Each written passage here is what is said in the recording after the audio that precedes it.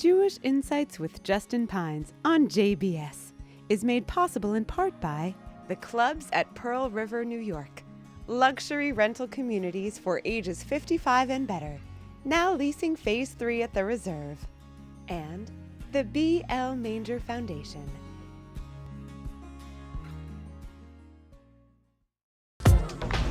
הנה מה טוב ומה נעים שבת אחים גם יחד הנה מה טוב ומה נעים שבת אחים גם יחד הנה מה טוב ומה נעים שבת אחים גם יחד הנה מה טוב Shalom and welcome to Jewish Insights.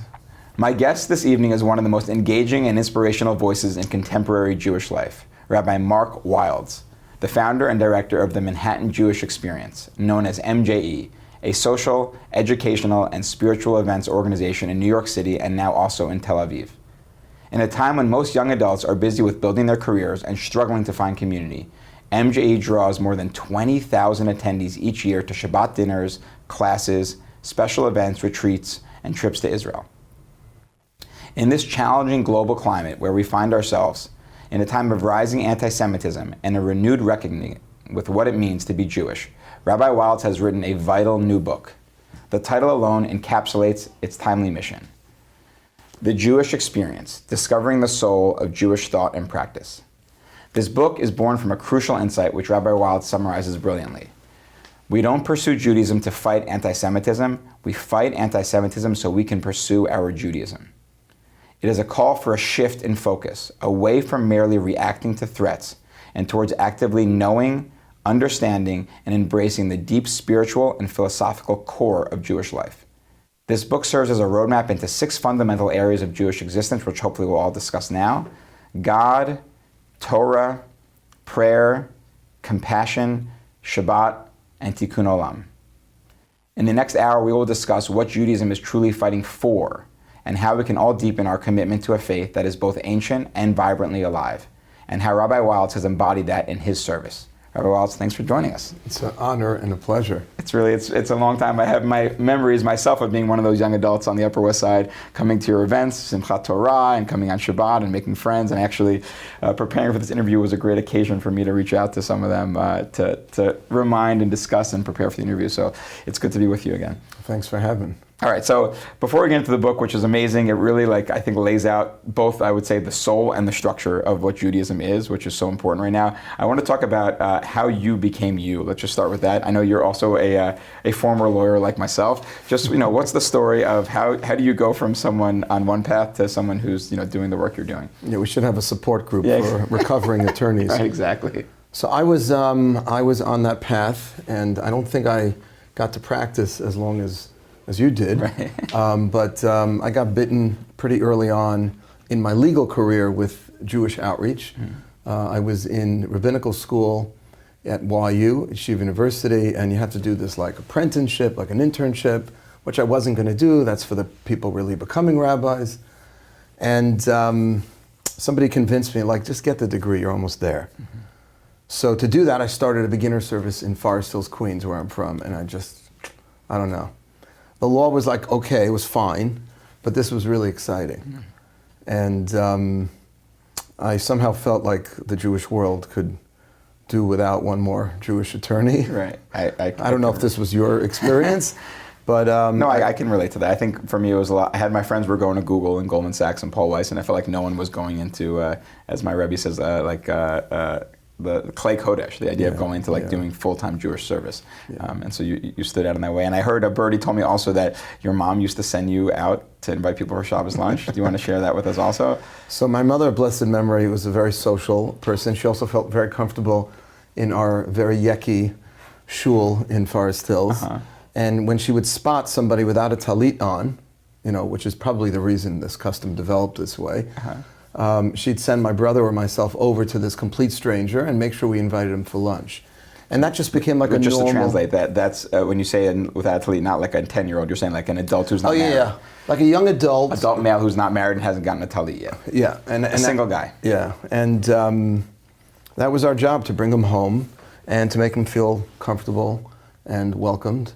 And it was amazing. So I always say that MJE really was just sort of born out of my mother's expanding Shabbos table. Beautiful. She planted the seeds, and then you had that experience at YU. Beautiful. And say a little bit about MJE. I think I was trying to put my finger on it. I guess I would use the word kiruv, which is about bringing people closer to Judaism. But usually we think of kiruv, there's like Chabad, and there's like Haredi kiruv, and I feel like there's not that much modern Orthodox kiruv. Like, what are you guys doing? What are you trying to do? Yeah, I mean, it's a similar goal. I would say that us modern Orthodox kiruv practitioners have. That, let's say, the Haredi, which is to bring Jews closer to Yiddishkeit. We're just doing it a little differently.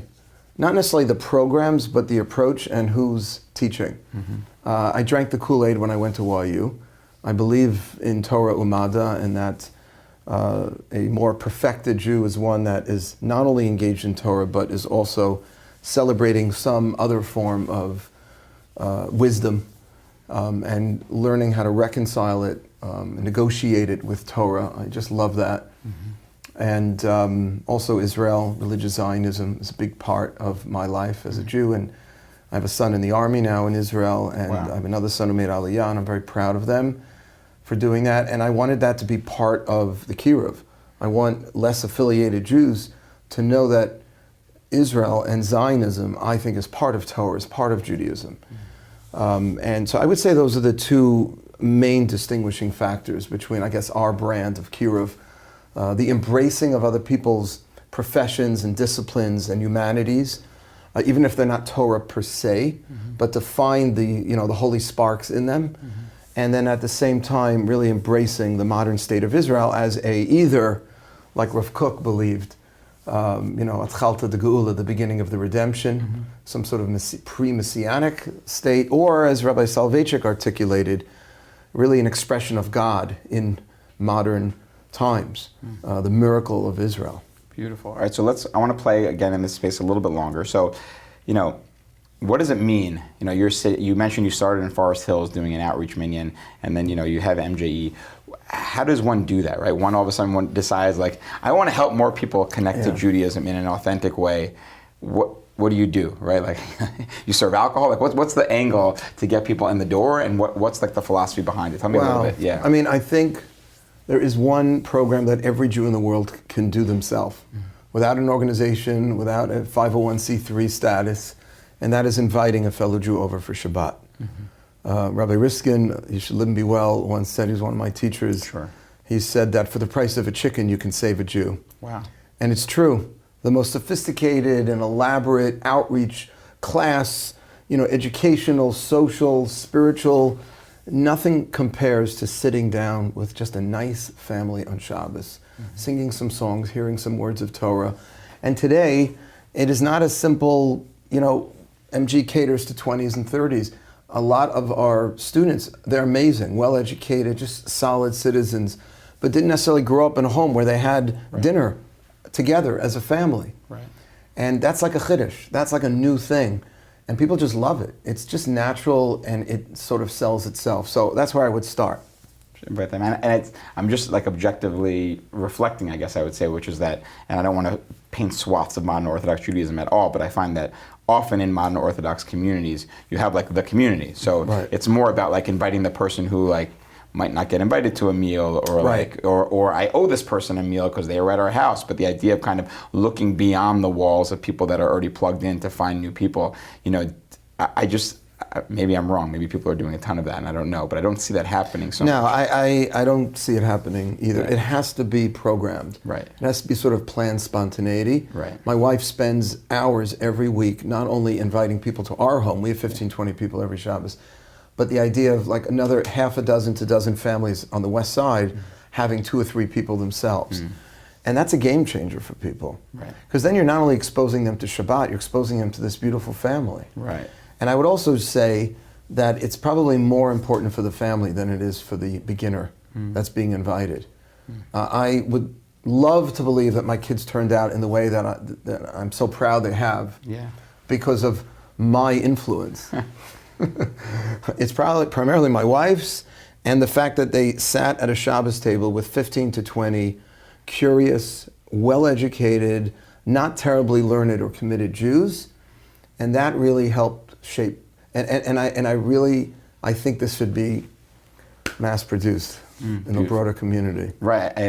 I'm trying to imagine people actually taking that step and just kind of almost like putting on awareness goggles and just saying, like, looking around and saying, who's someone that might not be invited to any Shabbat meals, not because they're plugged into the community and in synagogue, which we need that too, like you said, but someone who would never even be in a synagogue. How to, like, I guess, find them at the grocery store, or, you know, you're finding them somewhere, I guess, where people are recommending them to you or something like that. We have a lot of word of mouth, right, and we're out there on social media, but, you know, we meet people all the time. We have relatives. All of us have relatives who may be less connected. Right. All of us have colleagues at work who are less connected, and just reaching out to them and not feeling like, oh, you're imposing something on them, or your family's not perfect enough. I get this a lot.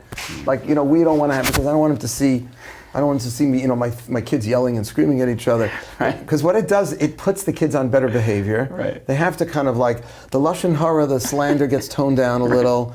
You know, maybe we don't sing in general, but now we're going to sing. We'll put it on a little. You know, there's nothing wrong with that. Beautiful, beautiful. All right, I know numbers, we don't like to go by numbers, but I have to ask, how many shidduchim, as we call them, how many couples have come together through MG? 397. 397. Not that we're counting. Yes. I'm That's very proud of insane. that. 397 couples. Have met and married through MG, correct. 26 years. 26 years. You put enough Jews in the same room together for a long enough time. But I also think we've created a warm environment where people let their guard down a little. You know, a ski retreat, we can teach, the kind of Torah you can teach, and I'm sure you can relate to this, on a ski retreat where, you know, you're wearing your flannel shirt and you just came back from the slopes and you're sitting in front of a fireplace with 15, 20 people having an open conversation about God and Torah. It's just going to open people up to each other also. And I think it's a very healthy environment in which people can meet. Beautiful. Right. I think a word every person I ask, and I remember myself, is just warmth. That everything at MG just feels like a very warm, welcoming environment. And then you add this flavor of, we're actually leaving the city, we're going to do a ski trip. It just creates an opportunity for people to really connect. Oh, that's beautiful. All right, and then tell me a little bit. I know you, Mazal Tov on Tel Aviv. How do you, it's one thing to learn New York. How do you do Tel Aviv now? What's the plan there? So Tel Aviv started, to be perfectly honest, because the most challenging thing in my work is finding the right talent. And we found this incredible couple, Kevin and Allison Wolf, and they were with us for 5 years on the Upper West Side. When I hired them, they said, we're only giving you 3.5 years because we're making Aliyah. I squeezed another 1.5 years. And when they left, I said, I'll pay rent. Well, not personally, but I'll handle the rent if you move to Tel Aviv and do what we're doing here over there. Because Tel Aviv it's just a candy land for outreach. Right. It's beautiful. So many young Jewish people. There's been a bit of a renaissance of religious life there, but it's still primarily Jews that are not so spiritually, religiously connected. It's kind of like a beach town. People are, you know, a lot of high tech. And we're reaching out primarily to Anglos that live there. It's been a tremendous aliyah amongst Jews that are not that connected religiously, spiritually. They don't all come for idealistic reasons. Tel Aviv is just a great city to live in. Right. Oh, beautiful. All right, so hopefully there's a... It's going great. I'm sure. Going beautifully. All right, that's amazing. So New York and Tel Aviv, that's two very special areas to be doing this work. Great. All right, so it seemed like that was very good timing, showing up in Tel Aviv when people are moving there more and more. And then speaking of timing, obviously you have this book that feels super, super relevant right now. You know, really explaining the why of Judaism and the why of Jewish thought and practice, which, you know, I've said many times on this show before, but in general, I'm a grandchild of survivors. You know, I was trained never again for the Holocaust, which I think is still important. I think the Pew study even said, like, the most common thing among Jews was they all agreed never again about the Holocaust. But then, like, you know, the Torah was like somewhere below Jewish humor and like much lower in Shabbat, those kind of things. And that we spent all this energy trying to prevent future anti-Semitism, but we didn't spend any time on the why. And I guess, you know, I'll say, let me ask, I'll bridge our Kiruv to book space by first asking, how does that show up in your Kiruv work? And then we'll get into the content itself. You know, like, when do you, like, say people, and by the way, here's Judaism. You know, you have Shabbat meal, but is it like someone comes and finally asks a question and you answer, or you invite them to a class, or how do you get them to what's in this book? So I feel that way on Yom HaShoah often. We do a big Yom HaShoah program, which is very, very important. I feel like we have to be part of educating the next generation as survivors are getting older and many passing away.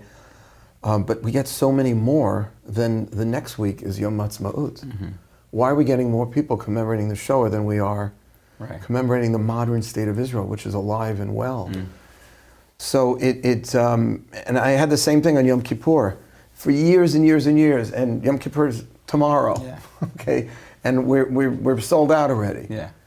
And I always made the same speech on Yom Kippur. Next week is Simchas Torah. And in the temple of old, on Yom Kippur, it was like trepidation and fear, and it was like everybody was there.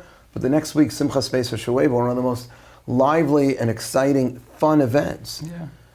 Everybody was there then too, but we're not. Yeah. We need to be promoting a joyous and learned type of Judaism. And, you know, this has been an issue which has been going on a long time. October 7th just sort of pulled it out into the open. It forced the question out of hiding, if you will, of what does it really mean to be a Jew? Because when you're called a nasty name for being Jewish, at some point you're going to ask yourself, well, what does it mean?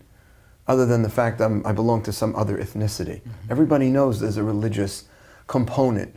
We're not just a people, but we're a faith. And we have a whole system of ethics and morality and there's the Talmud. People are aware of that. But it's embarrassing when you were never taught it, or you were taught poorly in your Hebrew, Hebrew school situation, which very few people had good experiences with in their youth. So a lot of us in outreach are riding that post-October 7th wave. We're up 37% since October 7th. Wow. So I started writing this book before, but it took an added sense of urgency after October 7th. And now it's just like, this is what it is. This is what Torah, this is what Judaism has to say about God, this is what it has to say about Torah. And we can talk about it. There are a lot of different views and there's debates. Let's get into it. Beautiful. But let's understand what it's about and not just we're attacked. Beautiful. And I'll say, to add to your piece there about Sukkot, I've been pushing for a while people to take Purim more seriously. I think, not seriously, but in terms of, like when I got to Englewood, no one took off for Purim. It was just like not a thing. And I was like, no, you need to take off. Like you could tell your colleague, not that you're just taking off to fast. Tell them in Judaism you also take off to have like a Seudah, like to sit down and have fun and enjoy. It's like, and by the way, the more the already committed community has fun with their Judaism, enjoys it, and is positive, the more infectious it will be for others. Beautiful. That's one of the reasons we bring groups to Englewood, other modern Orthodox communities. We want them to see what a joyous life Jews are having every week on Shabbos. And that's an anomaly. I don't know if people realize how powerful of a sell that is without even having to push it. Right. Just let them see what's going on. Yeah. Beautiful. All right, so let's get into the book. I love, first of all, that you get right into it. You start with God. I've heard many people say like Judaism is the best religion because it's one where you don't have to believe in God and you can still do it. And you kind of jump right in and I use the language finding God from within and finding God from without. Bring us in a little bit. What's your approach to thinking about God? So first of all, my last interview was with Shai Davidai, who's an avowed atheist, and he's getting more and more into his Judaism. He's kind of working around the God thing because he has issues. So I don't think, having doubts and questions and being skeptical about the existence of God or a personal God should be an impediment. It is somewhat, because God is so central to being Jewish. But it's all about finding God for yourself. Now, there are two ways I outline in the book. One is by looking out, and the other one is by looking in. Looking out for me means looking at nature, studying science. I'm not a scientist, but the more you study and the more appreciation you develop for the outside world, for human anatomy, biology, chemistry, physics, just the more it bespeaks an intelligent designer. And that's what I focus on, the classic teleological argument for the existence of God, that to be able to explain the complexity. And I talk about the fact when I was a kid, I was legally blind, my left eye, I had strabismus, so I spent a lot of time in the ophthalmologist's office, and I just became fascinated with the human eye. And the eye alone is enough evidence, if you will, of some supernatural creator. But more importantly, continuing to look out than science and nature is history. I don't know how you can explain the two of us sitting here, not just that we were lawyers and now rabbis. That's a whole other miracle. But the fact that we continue to be, we are less than 1/5 of 1% of the general population of the world.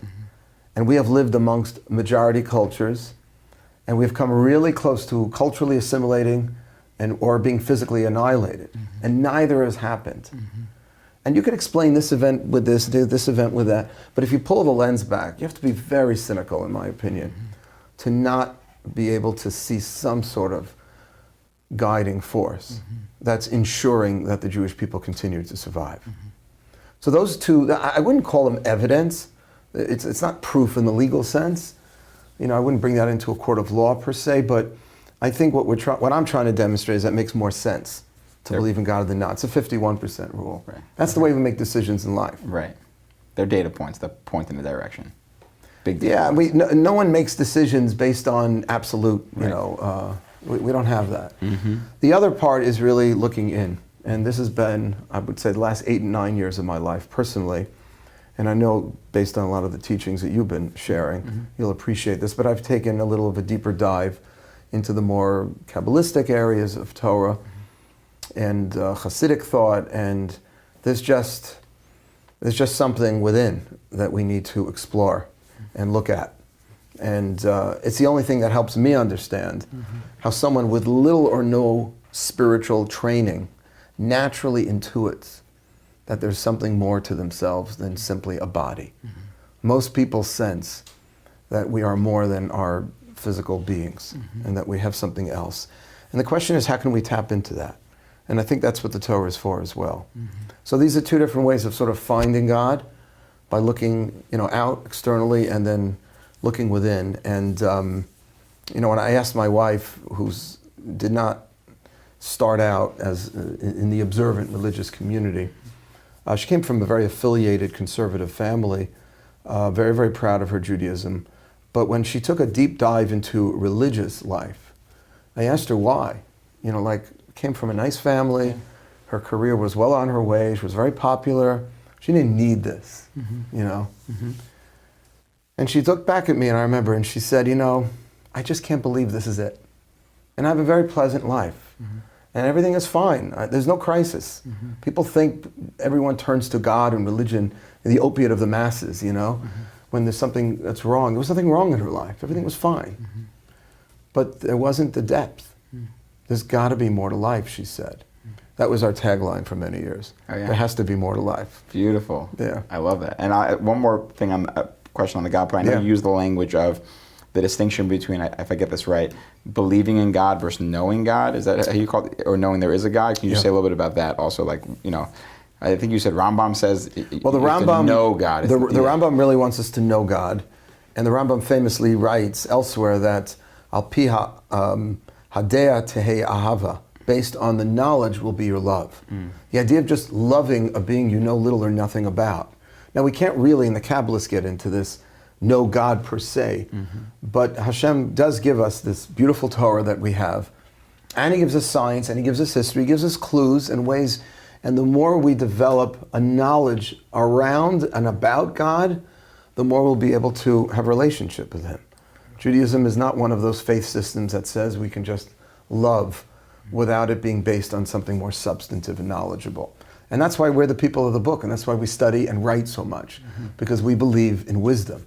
So, all right, so before we go into Torah, I want to just come back to the I guess, engagement or key roof piece of this, which is, you know, when you have people coming through your door at MJE, you know, how do you think through that? You know, I often find there's kind of people that just like believe or don't believe, and it's very like, it's not up for discussion. I decided this when I was 7, and I'm moving on from that. So do do people say, convince me otherwise, or do you try to help them with that, or is it kind of like you said, you notice someone like shy and you just like, he'll get there when he gets there? Like, how do you I mean, everybody's different, clearly. Everyone's different, but I do find that people have not thought this out very well. Unless you were like a real philosophy major, or you're a real bookworm and you just keep eating, and we have students like that, thankfully. But most people have not done a lot of thinking. They were kind of raised to believe in some I don't know, bearded fellow up in the sky with a big control panel, kind of a, I don't know, Christological kind of view of an almighty being, or just being very, very skeptical. That's what's kind of coming out of college today, when objective morality is being challenged. But I find that people are open. And if you present things in a compelling way, and in a way that's not going to put people off, like if you don't believe, I don't respect you anymore, and I can't continue to engage you. But I think that people are willing to listen. It is rare for somebody to come in who's an avowed, devout, atheist or even agnostic, and they're just going to change. But I have one student, born out of the former Soviet Union and very much believed there cannot be a God, opiate to the masses, and he's a religious Jew today, and because of his belief in God. So it does happen, but I would say most people are a little sort of parva on the issue, and they're open and willing to listen. Got it. Okay, let's come into Torah. You mentioned objective morality a little bit.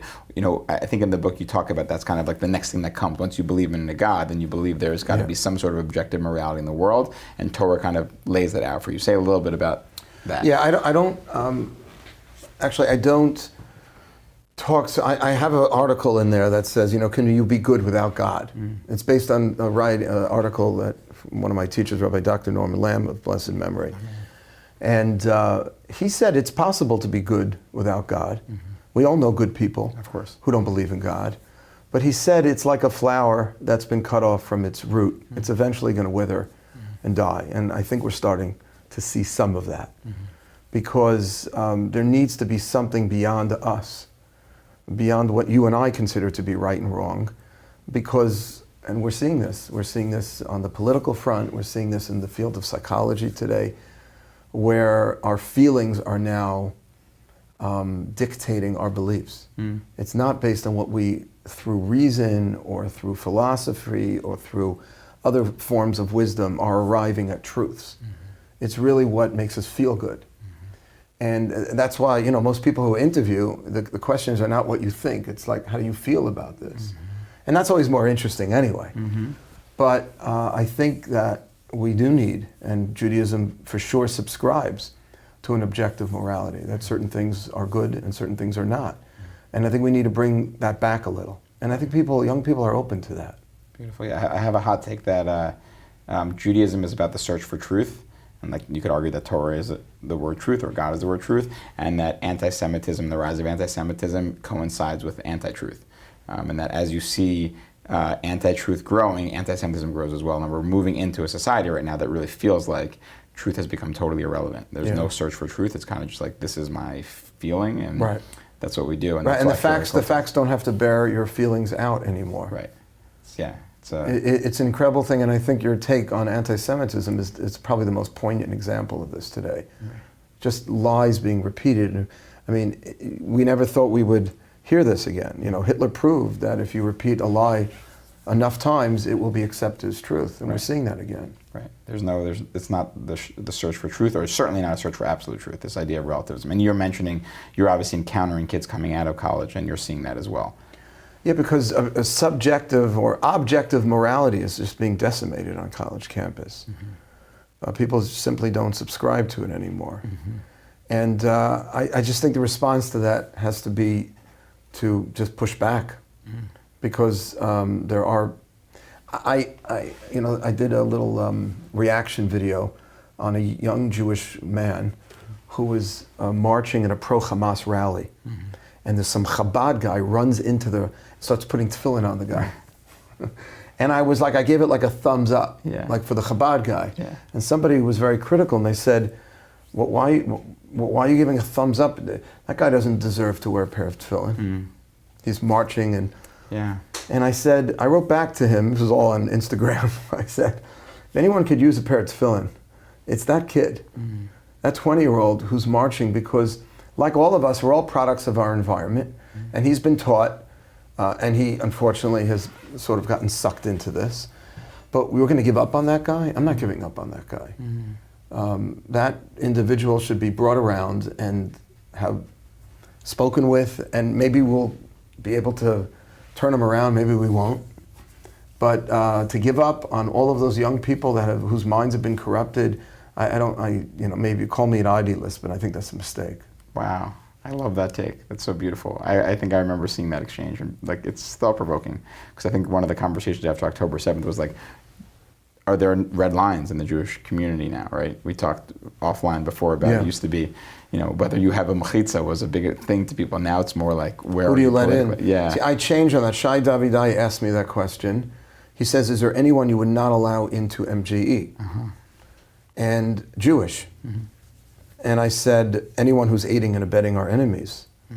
And now that I'm thinking about it, some young people who think they're doing the right thing in the name of Tikkun Olam, and that's one of the reasons I wrote that chapter in the book, are really doing the right thing by protesting on the side of Hamas against Israel. But I think, to use the term of Tinok Shenishba, which is a term the sages in the Talmud used to describe a child that was raised amongst the heathens, and they don't know better. And unfortunately, that's the way I view some of those individuals. Maybe fortunately, I'm giving them the benefit of the doubt that they're products of their environment, and just like they got sucked into this ideology, we can suck them into a different one. And we shouldn't give up on them so easily. Beautiful, beautiful. Okay, so we spoke a little bit about this idea of knowing God and the importance of Torah. Tell me a little bit, you lay out kind of a few different areas that you want to focus on in the book that the first is tefillah, prayer, in terms of bringing this into action. I will say for me, that's an area that I struggle with a ton. I would say that my prayer was so strong, and then when I started learning Torah more, I feel like that went up and the prayer piece went down a little bit. It's really hard to maintain both. Bring us into prayer. Same thing. I assume you have people coming into MJ who have never prayed before or had meaningful prayer before. What's your approach to prayer? How do you think about it? How do you get people in? I think lawyers in general have a hard time. Is that what it is? I think people that are more cerebrally oriented, the minds get involved in the heart, because the Talmud refers, as you know, to prayer as avodah shebelev. It's not supposed to be a cognitive, it's service of the heart. It's an emotional experience. Right. When I was a kid, I used to watch my mother on the other side of the mechitza, like on Yom Kippur. And I used to see tears coming down. And I remember always feeling like, why don't I feel like crying? And she had this little Tehillim on the side of her bed. And I remember when she got sick, and I was already a rabbi, so she asked me, she said she had a hard time davening, praying, and I said, Mom, you're not mechuyevet, you're not technically obligated. It was the worst advice. That didn't help. She needed to pray emotionally. She loved it. Because it's an emotional experience. And if you let too much cerebral thoughts get in the way, it trips you up. That's why Rav Nachman of Breslov, the great Hasidic master, he suggested to his students that when you pray, you should be like a child. Because a child knows what he or she wants. Mommy, Daddy, can I have this? Can I have that? There's not a lot of thinking that's going in. And as we become more sophisticated and we grow up and we become a little more nuanced and we start thinking in more, reasonable kinds of ways, that gets in the way. It's really about the heart. And the prayer book sometimes takes away from that. But the prayer book is also a guide to what our beliefs are. And I said this in the book, that the way prayer changes us. Because you think about it, the whole idea of asking God for something is like the height of chutzpah. Right? God has a certain reality in the world. You're not so happy with a certain part of the reality. I always give the example, you make $100,000 in your job and you want 150. So you go to God and said, Hashem, I'd like the extra 50. So Rav Yosef Albel, the great Jewish medieval philosopher, asked this question, how could you be asking God for something that isn't? By definition, that's the way Hashem wants it to be. Right. You're asking God to change based on your own little, and he didn't think about that? So he says, you're not trying to change God. Prayer is an attempt to change yourself. Now how? Because when you open the book and you read these values and these ideas, you're not just reading them, we're basically saying we subscribe to them. And then we're looking at ourselves in relation to those ideas and values that we're saying, and I'm asking myself, how am I faring in relation to that idea?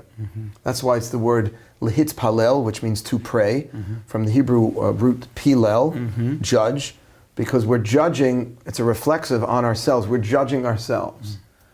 And we're not supposed to be judgmental of other people, we are supposed to evaluate ourselves, and we do that by using the prayer book.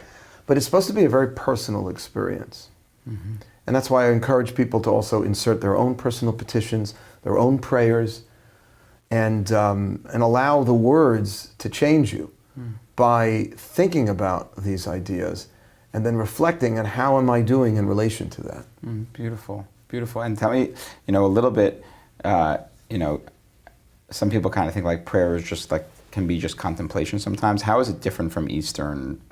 And not that you're an expert in Eastern prayer. No, my son is more of an expert. My oldest son does these musical meditations. He meditates for hours a day. Yeah. And he's like, Abba, Daddy, it's not prayer. Yeah. It's different. Yeah. It's getting yourself into a certain kind of state. And the sages of the Talmud said that many very pious individuals would meditate for an hour and then they would pray. That's the ideal. The only aspect of that we have within prayer, I would say, is the Psalms of praise. The Psuke de Zimra is supposed to be a little meditation over King David's book of Psalms. And you do that for a few minutes so that when you hit the Shema and the silent devotion, the most important parts of the prayer, you're in a certain space. But the meditation is just to get you to that space. And then you come in and you say these things, these values, these ideas, and I wouldn't say you meditate over them, you're thinking about them in relation to yourself and how I can actualize my potential by hearing myself say these things. It's a very, very important exercise. Beautiful, beautiful. And say, again, I'll ask you this question in 10 different forms today, I guess. But, someone comes to you at MGE, I know everyone's different, but they're trying to find their way into Torah and find their way into prayer. Do you kind of have go-to, sit with Ashrei for an hour and you'll figure it out? It's all about Adonai. How do you bring someone into those Torah and into prayer? Well, I might not bring them into prayer first. Okay, that's helpful. Because a lot of people have problems with prayer. But eventually I would try, because even though it's exercising a muscle that might be very weak, it's such an important part of Jewish life. So where do they start? I think Birchot HaShachar. I think morning blessings. Everybody loves learning how to be grateful and developing an attitude of gratitude. And the more specific you get about being grateful, the better. I always give this analogy. Rabbi Ezra Cohen, he's our COO, been with us for over 20 years. He likes to say that when you go to someone's home for dinner, and you could always say thank you before you leave, dinner was lovely. But if you turn back and say, the way you cooked the chicken, I tasted a certain herb. What was, all of a sudden you're like, that was really delicious. That's expressing gratitude. That's why we get into very specifics. Thank you for my sight. Thank you for my legs. Thank you, I can breathe. Thank you. I don't know if there's any other civilization that makes a blessing when you come out of the bathroom. It's gross, but it's drilling down and recognizing the specifics and the details. That's how you really express gratitude. And the more specific you get, the more real the gratitude is, and the more you feel it yourself. And I always like to say, my first book, which is about happiness, is that you can start putting more of your happiness in what you have, rather than in the basket of what you don't yet have. Because most of our happiness is like fantasy. If I only had this, or when I have that. But if you could start your day with the morning blessings, that's what I start people off with, always. You're basically starting your day off by saying, I have so many reasons to be happy. Wow. Look what's working. I went to the bathroom and everything worked. That's a big deal. I love that. All right, so do it for Torah also. Where do you start with people for Torah? Is it? So there, I feel it's really dependent on the person. You say, what are your interests or something? What are your interests? Is this person more intellectually oriented? Or are they more existential in their nature? I'll refer them to the writings of Rabbi Soloveitchik. If they're more poetic and mystical, maybe some English translations of Rav Kook or the Tanya. I've been teaching Tanya for years. Aryeh Kaplan's stuff is amazing. The reason I wrote this book is because I wanted an updated basic Judaism book, because I've been relying on, I'm sure you've heard To Be a Jew by Rabbi Chaim Halevi Dunn, it's an excellent book. Herman Wouk's This Is My God. Love those books. Yeah. But they're a little dated. And I started teaching using material from those books. And some of it, of course, found their way into this one. This is just brought into the 21st century. It's also, just while I'm on my book again, I will say that what's special about it is not just the information, is that it's informed by 25 years of students, of having this with smart young Jewish professionals who don't know a lot about Judaism, but ask really good questions and challenge you. Right.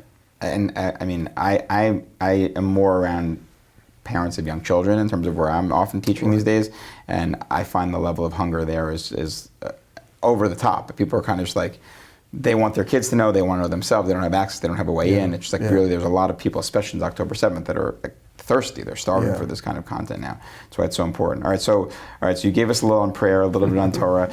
Let's talk about I guess you call it kindness and tzedakah, forms of compassion or something. I'll use language like that. Just say a little bit about that. Yeah. So I think that's important for people to know that there's a structure to this. Judaism isn't just about, being a kind person because I happen to be in the mood. The whole word for charity is not charity. I actually looked up Webster. Charity is from the Latin root caritas, which means Christian benevolence or goodwill. Tzedakah is just the opposite. The word tzedakah, the Hebrew word for charity, means justice. And Rav Hirsch, the great German Jewish philosopher, I put this idea in here, said because it's a just thing to give away some of your hard-earned money to those who are less fortunate. It's not simply a nice thing. Poor people can't rely on the mood you're in for sustenance. And it's a little of a socialist idea that he kind of expresses, the idea that we don't own exactly the wealth that we make in our lives or the possessions that we have. Of course, halakha, Jewish tradition, recognizes private property and all that, and I can't just take your jacket or whatever it is from you, it's yours. But we're really more administrators of God's bounty that we come into in our lives.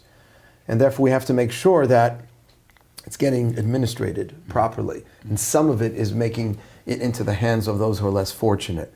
And that is justice. That's not just compassion and a nice thing to do. That's something which is obligatory. And I have a whole how-to section on there, not just giving money, but time. When someone, God forbid, is sick, how do you pay a sick call? How is it different than paying a shiva call? Those are two very, very different things. And when you go to a wedding, and we all, thankfully, B'ezrat Hashem, get invited to many, many smachot, happy occasions. 397. Yeah, I go to a lot of weddings. But you can go to a wedding and just get smashed and drink and dance. It's great. But we go to a wedding to fulfill the mitzvah of being misamech the chatan v'kala, to make the bride happy, the bride and groom happy. How do you do that? And there are ways of doing that. So there's a way of sort of structuring our niceness and our compassion to really create life in a very kind of, I don't want to say ritualized way, but in a way that is sustainable. Beautiful. I love that. I'll ask you an interesting question, not to put you on the spot, but I'm thinking about it also. When you think about, I assume that MG is a 501c3, and you, I assume, raise funds from people. Do you, in your mind, distinguish, is that tzedakah, or is that a taxable contribution? Which is, you know what I'm saying? Because you're talking about helping those in need, and obviously MG is helping those in need, right? These are people who's use the language tinok shenishba. There's people who have not had exposure to Judaism, and you're giving them their birthright back. Is that how you think? I'm just curious how you think through that question. 100%. It's part of charity. It's not primary charity. There's primary charity and the secondary. Primary is to poor people, and you have to start with the poor people in your city. But secondary charity is supporting the institutions in your life that are sustaining you and that are necessary for the Jewish people. So Jewish outreach, Jewish education is maybe not a primary, but it is certainly a secondary, and therefore should be part. The fact that the IRS gives you a break doesn't make it any less charitable as far as Torah is concerned. Beautiful. Okay, beautiful. Thank you. All right. Take us, you mentioned the importance of a Shabbat meal. Just take us, a little bit, how you're thinking about Shabbat, how you explain to people about Shabbat. Shabbat is like the number one way right now that Jews are coming into. I wouldn't just say right now. It's classically been the way. I always like to say it's like the swinging door of Judaism, because more Jews have left, unfortunately, Yiddishkeit by abandoning Shabbat, and more Jews have come into Judaism by embracing Shabbat than any other mitzvah. It's the quintessential sort of Jewish. A lot of these other things that, all people pray, all people performing acts of kindness, believe in a one and only God, and so on and so forth. But Shabbos is for the Jew. And it's so powerful. And I tell this one story in there with Marianne Williamson, who, radio talk show host, I think she ran for the presidency at one point. And I went to a symposium with her. And she was talking about Shabbos, and she gave the most incredible story that I put in the book. She was with her 8-year-old daughter, and she's from Detroit, Michigan. And she's doing like some work on her laptop, and her daughter's like watching a little movie, listening to some music, and playing a video game, because she's 8, that's what kids do at the same time. And then boom, everything turns out. There's a blackout. And the little girl becomes frightened. She's never been in a blackout. So the mother lights a candle. And there's nothing for them to do, so they just start talking. 5 minutes, 10 minutes, 20 minutes. And then boom, everything goes back on. The little girl goes back to her video games, mother goes back to her laptop. 5 minutes later, this 8-year-old turns to her mother and says, "Mommy, do you think we'll ever get that chance again?" Wow. And the mother was like, "Wait, chance for what?" She goes, "To talk like that. We never talk like that. That was so much fun." And you think about it, that's Shabbos. It's a mother with her daughter over a candle, and there's nothing else to do. That's what we need. And Shabbos for me, well, not me personally, but I would say for my work, has gotten easier to sell. I think doing outreach today is harder than it was 25 years ago when I started, but Shabbat, easier to sell than ever. Beautiful. And why is it harder today than 25 years ago? Oh God, we'll need another hour. Some of it is because of what we talked about before, the subjective morality. Right. And I think it's also because there's been another generation that's further removed. When I started out in outreach 25, 30 years ago, everybody had a grandparent that knew somebody that was from Europe, the Holocaust. We're just another generation removed. And if you haven't had a Jewish education, and I would also say that the values of the world have changed. We've, I think, taken a step further away from tradition. But that also, causes people often to want to come back to something a little more meaty and traditional. Got it. Okay. All right. You mentioned Tikkun Olam. That was important to address. Yeah. Given that, I'll let you use your. I just feel in the Orthodox world, it's also almost become like a dirty word. I say the word Tikkun Olam, people start making fun of me. I thought you were Orthodox. Yeah. And I'm like, dude, it's a major part of Judaism. There are 4 psukim in Sefer Yeshayahu alone that talk about the Jewish people of being a light unto the nations. And it says in the Torah, being a mamlechet kohanim v'goy kadosh, a kingdom of priests and an eternal nation. So I wanted to kind of like take it back, but also understand that we can't be promoting issues and causes that run counter to classical Judaism in the name of Tikkun Olam, which is what's happened in the pro-Palestine. I don't mean to get political, but this is unfortunately what's happened, is that it has been literally turned on its head. And the verse in the Torah from where the sages pulled this, in probably the most famous prayer that we conclude every prayer service, the Aleinu. And we say that l'taken olam b'malchut shakai, to fix the world, but we're fixing the world within the kingdom of God. So we have to ask ourselves, whatever cause we are promoting, is it somehow within the rubric of classical Jewish ethics and values? And are we just using the impetus to change for the sake of change? And I think it's a very, very important meta area of Judaism, to repair a broken world. It's so fundamental to being Jewish. Right. And it's so fundamental to Kabbalah 101, the way God, we believe, created the world. And to just give up on that and say, well, we can't really use that term anymore. We can't really be promoting that. And Rabbi Soloveitchik said that it's in our DNA. It's not a coincidence that at the forefront of virtually every civil rights, human rights movement, there are Jews. Because we started out as an enslaved people, and we are by nature compassionate, and we should never lose that. But we should also not allow it to become misguided and misdirected. So I have a little of a polemic in there. Right. I had Sarah Hurwitz on recently, and she kind of makes the case in her book that Judaism, the whole Torah itself, is trolling the societies of the time around itself. They're just saying, you think Pharaoh's God? No, just coming after everyone. You think you should not be nice to slaves? Everything, all your values, you want to get in your face about it. So I think you're raising this question, which is, it's one thing to just have a mindset of constantly saying, well, what could be better about the world? What could be critical? The question is, how do you do it through a lens of, the language you're saying, Mamlechet Kohanim, some sort of the kingdom of God. How do you keep that front and center? which in some ways dovetails with where we started, which is this idea of starting with God in some ways. It's important. Yeah, if it is sourced in something higher than yourself, then that's going to help. That's going to help prevent us from going off the rails a little. Right. But it's happened in a very, very serious way. The example I give in the book, which is very, I think, dramatic, is Lot, Abraham's nephew. Mm-hmm. And he's learned to be hospitable from his uncle. Mm-hmm. So much so that when the Sodomites come knocking on his door, demanding that he relinquish the guests that he is, helping, he offers his daughters. Right. And it's like a fakakt kind of morality. Right. But that's what could happen if you are only trying to sort of promote, change. Mm-hmm. And you don't have a value system in which you're operating within. Beautiful. Wow, I never thought of that. I've obviously thought of that story many times, but never thought it was an example of kind of like that's misguided social action. I love it. It's perfect. It's kind of like you're just like, we're pro this movement. We're pro the hospitality movement, and whatever happens along the way, we don't care. Here's my daughters, which is like I know, and everybody sees the craziness in that, but somehow we're not seeing the craziness in some of the other things that we're promoting.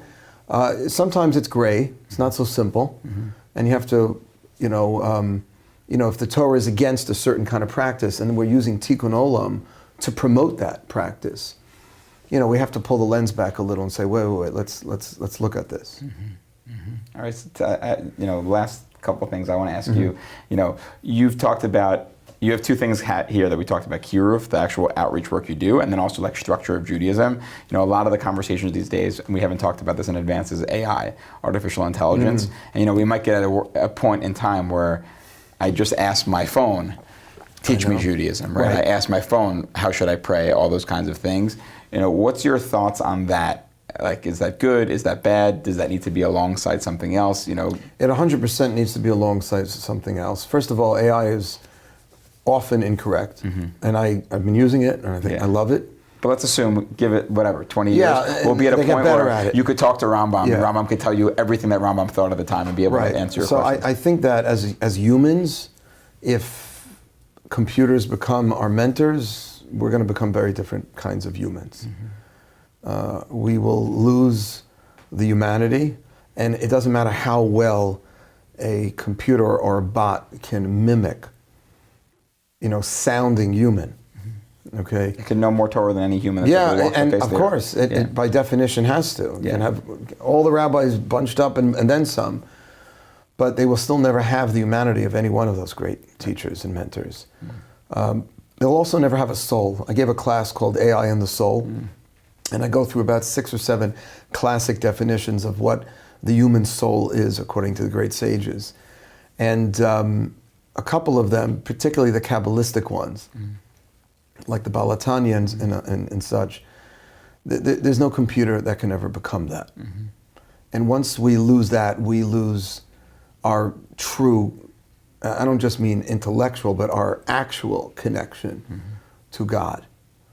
But it's a great tool, and we don't want to throw out the baby with the bathwater. Thank you. I know that expression. It's an incredible tool that we can learn and have access at our fingertips, and there's no turning back anyway. Right. So the question is, how can we work with this? And it's not a Shabbat dinner. Yeah. It's not a Shabbat dinner. It's a great point. Right. I didn't think of it until we had this conversation. Yeah. So I appreciate it. You can't really have a Shabbos dinner with a bunch of bots. Right. Like, think about that. I mean, they could have some stimulating conversation back and forth. 5 phones out in front of you. Yeah. But feeling like somebody's looking at you and paying attention to you and making you feel like understood and accepted in the Jewish community. I don't see how that's ever going to change from people. Right. All right. Last question to take us out. You share a few practices here to like put things into practice. Close us out with a famous one, Shema. You're taking kind of like how to make Shema more meaningful for people. Wow. Shema specifically? Yeah, you write about it at the end of your the God section. And I put God there because of that crazy story that I told. I'll leave you with the story. Okay. The story is Rabbi Eliezer Silver, And then he had a counterpart from England, went around to these orphanages after the war, because there were a lot of Jewish parents that were placing their children in Christian orphanages to save them. And these two rabbis were trying to retrieve the Jewish kids that had been there for a few years. And when they felt somehow that in one particular orphanage in France, the priests were not giving up the Jews, and they were claiming there were no such Jews there, they walked into one of the rooms where about 30 kids were about to sleep. They started singing the Shema, and 3 or 4 kids started to cry for their mothers in French, because that was what they remember being sung when they went to sleep. The Shema is an incredible, incredible declaration of our unity, of our belief in a one God and of our one people. And it's also something that, I don't know if you heard this story also, on October 7th, when police officers were helping, trying to free residents of Kibbutz Be'eri, specifically, and the residents were holding the door and they weren't sure if these were Hamas terrorists or they were really Israelis trying to help. So they asked me about a holiday. So the 2 guys, brothers that were trying to save, were observant Jews, and they threw out Hoshana Rabbah. And the kibbutzniks never heard of Hoshana Rabbah. So they said, okay, let's try something else. I'm going to say the beginning of a verse, famous verse from the Torah, and you're going to say the end. And they began, Shema Yisrael Hashem Elokeinu, and then the 2 people inside yelled back, Hashem Echad. And they were saved, thankfully. And, we're used to that line being used, God forbid, when someone is brought to their death, but here it's saved. So, bringing Hashem into your life, the unity, the oneness of Hashem, and all that it means to be a connected Jew, it's all in the Shema. Beautiful, beautiful. Thank you so much. If you don't have a copy, check out this book, The Jewish Experience, Discovering the Soul of Jewish Thought and Practice. As Rabbi Wildes mentions, he has 2 other books you can look up as well online. And also remind me the name of your podcast. It's called The Wildescast. The Wildescast. Check out The Wildescast as well. Rabbi Wildes, thank you so much. I hope a lot of people learned both about the structure and the soul of Judaism from your book. Thank you. It was awesome. הנה מה טוב ומה נעים שבת